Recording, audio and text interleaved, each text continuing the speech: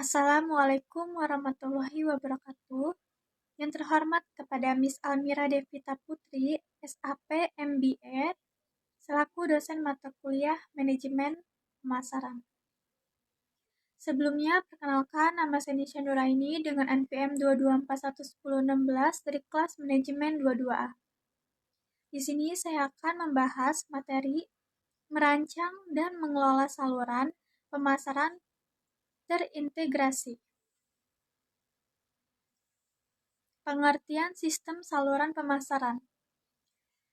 Sistem saluran pemasaran adalah serangkaian organisasi yang paling bergantung yang terlibat dalam proses membuat suatu produk atau jasa tersedia untuk digunakan atau dikonsumsi.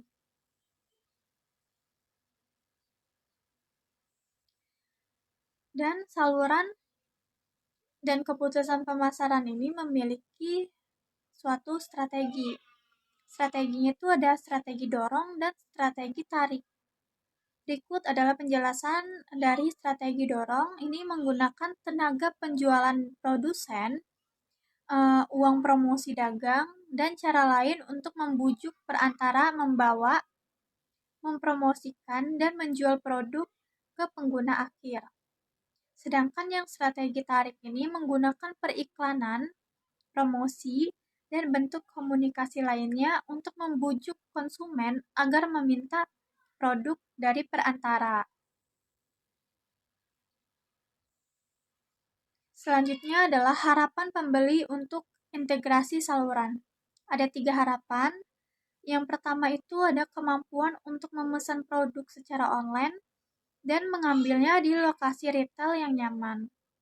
Yang kedua ada kemampuan untuk mengembalikan produk yang dipesan secara online ke toko terdekat. Yang ketiga adalah hak untuk menerima diskon berdasarkan total pembelian online dan offline. Itu adalah harapan pembeli ya. Selanjutnya ada kategori pembeli. Ada 4 kategori. Yang pertama adalah pembeli biasa. Yang kedua, pencari kesepakatan bernilai tinggi. Yang ketiga, pembeli yang menyukai variasi. Dan yang keempat adalah pembeli yang keterlibatan tinggi. Berikut adalah definisi dari kategori pembeli tersebut.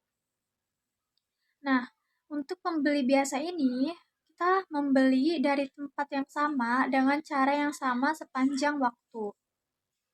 Sedangkan yang pencari kesepakatan bernilai tinggi ini kita menyadari kebutuhan mereka dan memilih untuk menjelajahi saluran sebelum membeli dengan harga serendah mungkin.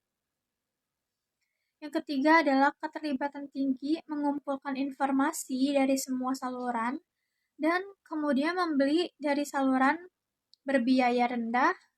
Terus juga mereka mendapat manfaat dari dukungan pelanggan dari saluran sentuhan tinggi. Yang terakhir adalah pembeli yang menyukai variasi. Ini mengumpulkan informasi dari semua saluran dan juga memanfaatkan layanan canggih dan membeli dari saluran favorit berapapun harganya. Selanjutnya adalah merancang sistem saluran pemasaran.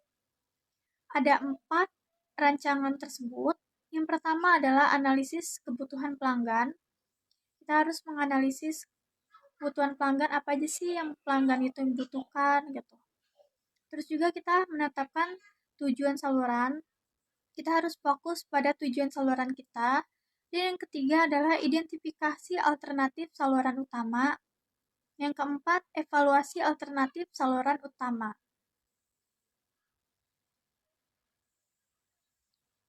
Selanjutnya adalah apa itu konflik saluran. Konflik saluran ini terjadi ketika tindakan salah satu anggota menghalangi saluran lain mencapai tujuannya. Ada 3 jenis konflik ini. Yang pertama adalah vertikal, yang kedua horizontal, dan yang ketiga banyak saluran. Selanjutnya punya konflik saluran ini mempunyai penyebabnya itu karena ketidakcocokan tujuan, terus juga peran dan hak yang tidak jelas, dan juga perbedaan persepsi, terus juga ada ketergantungan pada perantara dan pada pabrikan. Dari pembahasan yang saya sampaikan ini, saya akan menjelaskan kesimpulannya. Kesimpulan dari ini adalah keputusan saluran pemasaran adalah salah satu langkah penting untuk harus dihadapi manajemen khususnya. Nah, ketika mereka tidak memiliki cukup dana untuk melakukan penjualan langsung, terus juga saluran pemasaran ini harus melakukan kegiatan informasi seperti promosi, negosiasi, pemesanan, terus juga pendanaan, pengambilan risiko, terus pembayaran, dan hak kepemilikan. Dan juga manajemen perlu mempertimbangkan kebutuhan konsumen, terus juga tujuan salurannya, mengidentifikasi alternatif utama, termasuk jenis dan jumlah saluran yang terlibat.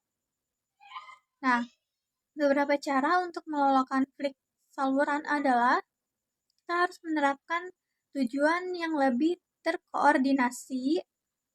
Yang kedua adalah kita harus pertukaran karyawan. Yang ketiga, keanggotaan bersama dalam asosiasi perdagangan. Baik, terima kasih pada materi kali ini yang saya sampaikan. Wassalamualaikum warahmatullahi wabarakatuh.